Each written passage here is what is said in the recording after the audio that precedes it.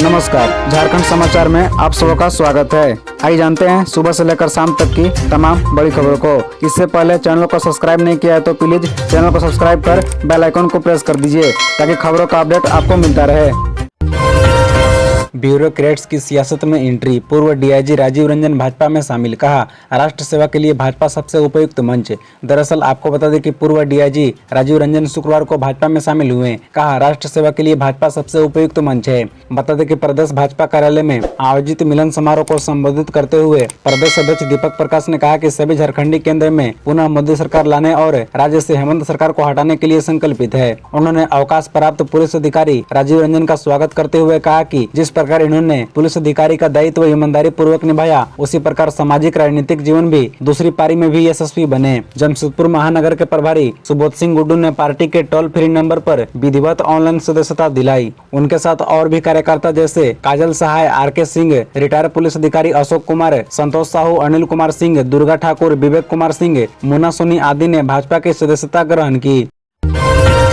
शनिवार सीजन का सबसे गर्म दिन रहा। पहली बार 3100 मेगावाट तक बिजली की मांग, गर्मी बढ़ी, बिजली गुल। दरअसल आपको बता दें कि राज्य में शनिवार सीजन का सबसे गर्म दिन रहा। पहली बार गोड्डा जिले का तापमान 46 डिग्री के पार चला गया। मौसम वैज्ञानिक अभिषेक आनंद के अनुसार शनिवार को अधिकांश जिलों का पारा 40 डिग्री के पार चला गया। सीजन में ऐसा पहली बार हुआ है। हालांकि रांची के तापमान में शुक्रवार के मुकाबले शनिवार को 0.6 डिग्री गिरावट दर्ज की गई। फिर भी पारा 40.8 डिग्री रिकॉर्ड किया गया। बता दें कि इधर गर्मी बढ़ने के साथ राज्य में बिजली की किल्लत भी अपने पीक पर पहुंच गई है। पीक आवर में रांची सहित पूरे राज्य में पहली बार बिजली की मांग 3100 मेगावाट तक पहुंच गई है, जबकि सामान्य दिनों में यह 2500 मेगावाट होती थी। इसमें भी 200 से 300 मेगावाट कम ही बिजली मिलती थी। लेकिन वर्तमान में गर्मी बढ़ने के साथ मांग के मुकाबले 600 से 700 मेगावाट कम बिजली मिल रही है। नतीजतन रांची सहित सभी जिलों में लोड शेडिंग बढ़ गई है।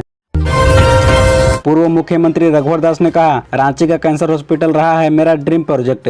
दरअसल पूर्व मुख्यमंत्री रघुवर दास ने कहा है कि रांची का कैंसर हॉस्पिटल मेरा ड्रीम प्रोजेक्ट रहा है। मोमेंटम झारखंड के दौरान रतन टाटा से इसके निर्माण का आग्रह किया था। 2019 में भूमि पूजन में भी वे आए थे। कहा आज अपना पुराना सपना पूरा हुआ देख काफी अच्छा लग रहा है। बता दें कि विकास तीर्थ अभियान के तहत पूर्व मुख्यमंत्री ने शुक्रवार को कैंसर हॉस्पिटल का भ्रमण किया। उन्होंने मरीजों व उनके परिजनों से मुलाकात की। अस्पताल के medical director doctor Madan Mohan Pandey ने बताया कि यहाँ अत्याधुनिक मशीनों से इलाज हो रहा है। बता दें कि जांच व इलाज की दर काफी कम है। पहले फेज में 200 करोड़ रुपए की लागत से 7.5 एकड़ में बने इस अस्पताल में रेडियोलॉजी, कीमोथेरेपी और सर्जरी की सुविधा उपलब्ध है। अगले फेज में ब्लड कैंसर और बच्चों के कैंसर के इलाज के लिए बिल्डिंग का निर्माण होगा। मरीजों के परिजनों के रहने के लिए 1 एकड़ का प्रेमाश्रय बनेगा।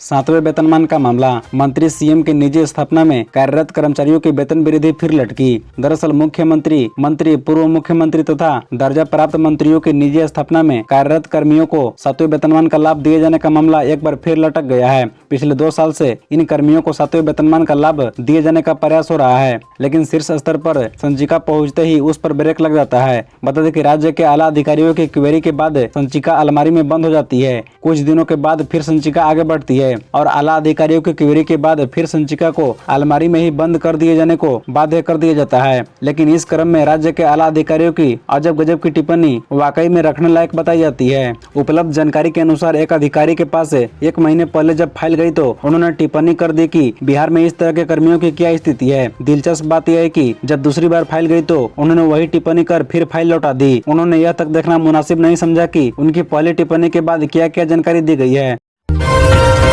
ईडी ने हाईकोर्ट को बताया वीरेंद्र राम की 39.29 करोड़ रुपए की 8 संपत्ति अटैच की। बता दें कि ईडी ने ग्रामीण कार्य विभाग के निलंबित चीफ इंजीनियर वीरेंद्र राम की 39.29 करोड़ रुपए की संपत्ति अटैच की है। ये जानकारी ईडी ने एक जनहित याचिका की सुनवाई के दौरान हाईकोर्ट को दी है। ईडी ने बताया कि वीरेंद्र राम व उनके परिजनों से जुड़ी 8 अलग अलग संपत्तियों को अटैच किया है। इसमें वीरेंद्र राम की पत्नी राजकुमारी के नाम पर नई दिल्ली में 2 फ्लैट व पिता गेंदा राम के नाम पर न्यू दिल्ली में जमीन शामिल है। बता दें कि वीरेंद्र आर्यन अंकुश के ज्वाइंट बैंक अकाउंट में 13.43 लाख रुपए हैं। राजकुमारी व आर्यन के नाम पर फिक्स्ड डिपॉजिट के रूप में 14.30 लाख राशि जमा है। इसके अलावा वीरेंद्र राम के नाम पर रांची में जमीन है जिसे जब्त किया गया है।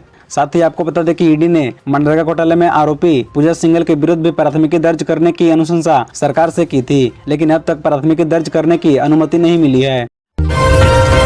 ओल्ड पेंशन स्कीम देने की तैयारी। झारखंड में वित्तीय असंतुलन न हो इसलिए सरकार बना रही 10,000 करोड़ का विशेष पेंशन फंड। दरअसल बता दें कि राज्य में सरकारी कर्मचारी के लिए ओल्ड पेंशन स्कीम लागू करने के बाद खजाने पर बढ़ने वाले बोझ से बचने के लिए झारखंड सरकार विशेष पेंशन फंड बनाने का फैसला किया है। इसमें 10,000 करोड़ रुपए जमा किया जाएगा। बता दें कि ये पैसा आरबीआई के पास जमा होगा। इसके लिए गाइडलाइन बनाई जा रही है। इस वर्ष 700 करोड़ रुपए जमा किए जाएंगे। यह राशि सरकार बजट में आवंटित कर चुकी है। बता दें कि न्यू पेंशन स्कीम से ओल्ड पेंशन स्कीम में शामिल कर्मचारियों के रिटायर होने पर सरकार इसी फंड से पैसा लेगी। मालूम हो कि दिसंबर 2004 के बाद नियुक्त कर्मचारियों के लिए नई पेंशन योजना लागू की गई थी, पर 1 नवंबर 2022 से इसे खत्म कर पुरानी पेंशन योजना लागू की गई है। बता दें कि पुरानी पेंशन योजना लागू करने से राज्य सरकार पर तुरंत बड़ा वित्तीय बोझ नहीं आएगा। इस समय करीब 70,000 अस्थायी कर्मचारी ही ओपीएस के तहत हैं। ओपीएस के तहत पेंशन मद में हर साल करीब 8,000 करोड़ रुपए राज्य कोष से खर्च हो रहे हैं। अब जानलेवा होने लगी है गर्मी। झारखंड का एक भी जिला ऐसा नहीं जिसका तापमान 40 डिग्री से कम। 20 जून से बारिश की उम्मीद। दरअसल झारखंड में गर्मी अपने चरम पर है। राज्य में कोई भी ऐसा जिला नहीं है जिसका तापमान 40 डिग्री से कम है। ऐसी भीषण गर्मी में अगर राहत देने वाली बात है तो वह मौसम विभाग का पूर्व अनुमान। मौसम विभाग ने कहा है कि 20 जून से बारिश की उम्मीद की जा सकती है। मौसम विभाग के मुताबिक इस साल संताल परगना के रास्ते मानसून का प्रवेश राज्य में होने की उम्मीद है। इसी बीच मौसम का असर ऐसा हो गया है कि यह जानलेवा साबित हो रही है। बीते 24 घंटे में गर्मी और लू की वजह से 13 लोगों की मौत हो गई। मृतकों में 7 पलामू के हैं। धनबाद में 2 की जान गई। रामगढ़, दुमका, जमशेदपुर व रांची के खलारी में एक की जान गई है। बता दें कि मौसम विभाग ने आज और कल राज्य के बड़े हिस्सों में लू के आसार बताए हैं। इस लू का कहर राजधानी रांची के लोगों को भी झेलना पड़ेगा। वहीं इसका असर सिमडेगा, खरसावा, गढ़वा, पलामू, चतरा में भी रहेगा। मौसम विभाग ने इन जिलों के लिए ऑरेंज अलर्ट जारी किया है।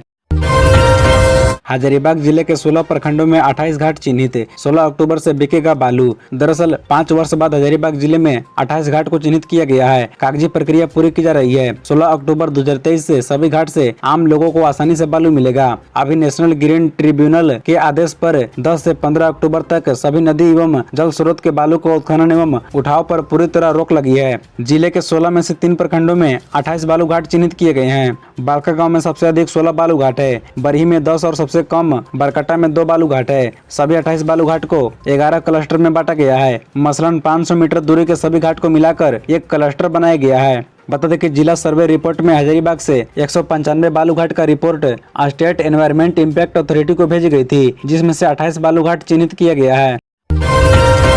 2013 से 16 के बीच बने जन्म एवं मृत्यु प्रमाण पत्रों का डाटा रांची नगर निगम से गायब।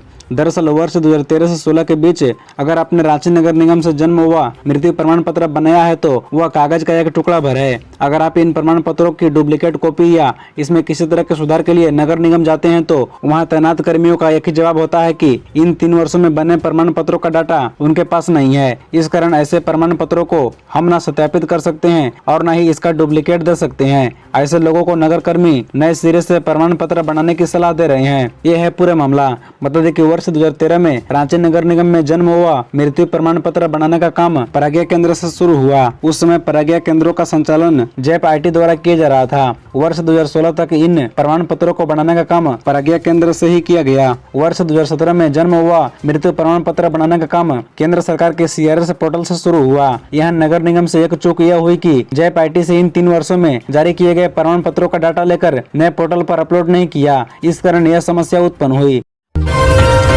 जहाज में छेद कर डुबाने का प्रयास करने के मामले में दाहू यादव समेत 11 पर नामजद प्राथमिकी। रात भर चली छापेमारी। दरअसल साहिबगंज में मालवाहक जहाज में सुराग कर डुबाने की कोशिश मामले में जमालपुर थाना क्षेत्र के मिल्की जंग मुंगेर निवासी टूनी यादव के आवेदन पर साहिबगंज के मुफस्सिल थाना में प्राथमिकी दर्ज कर ली गई है। दर्ज प्राथमिकी में दाहू यादव समेत 11 लोगों को नामजद तथा 4 अज्ञात को आरोपी बनाया गया है। ऑनलाइन आवेदन के बाद पुलिस ने त्वरित कार्रवाई करते हुए शुक्रवार की शाम पुलिस अधीक्षक शशि भूषण चौधरी के नेतृत्व में घटनास्थल की जांच की। बता दें कि इसके बाद आरोपियों की गिरफ्तारी को लेकर शुक्रवार की रात दियारा क्षेत्र सहित पहाड़ी इलाकों में छापेमारी की। रामपुर दियारा, गोपालपुर दियारा, करम पहाड़ के आसपास इलाकों सहित शोभनपुर भाटा के नजदीकी इलाकों में भी कुछ स्थानों पर पुलिस ने लोगों से पूछताछ की। हालांकि किसी की गिरफ्तारी की बात सामने नहीं आई है।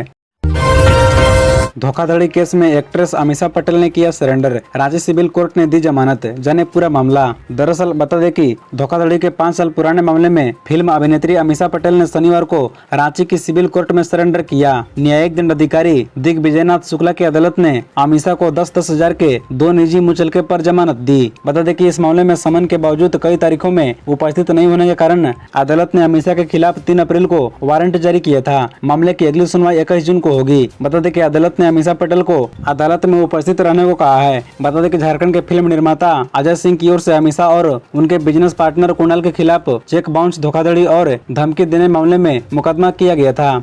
खबरों से जुड़े रहने के लिए चैनल को सब्सक्राइब, वीडियो को लाइक एवं एक दूसरे से शेयर जरूर करें। धन्यवाद।